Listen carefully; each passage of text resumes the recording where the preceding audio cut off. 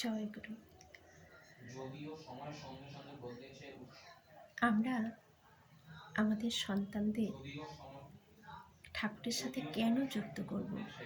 ঠাকুরের সাথে সন্তানদের যুক্ত করলে আমাদের কি লাভ বা সন্তানরা কিভাবে রক্ষা পাবেন? একটা জলে, পুকুরের জলে যদি আমি দুধ ঢেলে দিই, দুধটা কিন্তু জলের সাথে মিশে যাবে। আবার যদি সেই দুধ থেকে তৈরি যে মাখন বা বাটার, সে বাটারকে যদি আমি জলের মধ্যে দিয়ে দিই, সেটা কি হবে? ভেসে থাকবে, সেটা কিন্তু মিশে যাবে না, জলের মধ্যে ভেসে থাকবে। ঠিক তেমনই আমি যদি আমার সন্তানকে আমার ঠাকুরের সাথে, আচার্যদেবের সাথে, পূজ্যপাদ অবিন দাদার সাথে যুক্ত করে দিই, তাহলে সেটা সেই ভক্তি, তাদের প্রতি শ্রদ্ধা, তাদের প্রতি ভক্তি, তাদের প্রতি যে টান, সেটা এতই গাঢ়ত্ব লাভ করবে, সেটা এতই গভীরতা হবে, এতই ঘন হয়ে যাবে, যেটা বাটারে পরিণত হয়ে যাবে।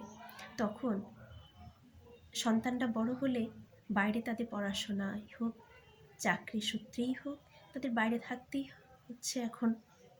তাহলে যখন আমি আমার সন্তানকে বাইরে পাঠাবো পড়াশোনার জন্য, তখন কিন্তু আমি নিশ্চিন্তে থাকব, বা আমার সন্তানও ভালো থাকবে। সেই বাইরে যখন সে পড়াশোনা করবে, সে কিন্তু ভালো মন্দ সব কিছুর সাথে তার চলাফেরা করতে হবে।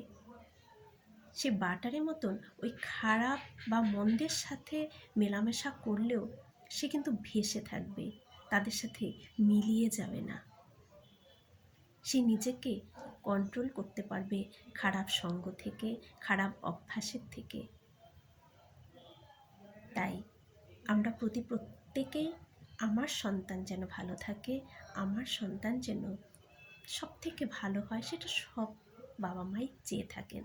তাহলে আমরা যদি তাই চাই, তাহলে কেন আমার সন্তানকে আমি আমার ভালোর সাথে, সতের সাথে যুক্ত করে দেব না?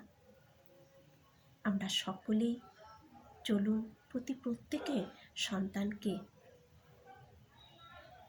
সতের সাথে, ইষ্টের সাথে, অবিন দাদার সাথে যেন আমরা যুক্ত করে দিয়ে দিতে পারি।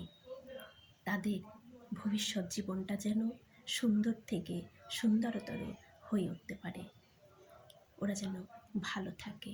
জয় গুরু। আপনারাও প্রত্যেকে ভালো থাকবেন।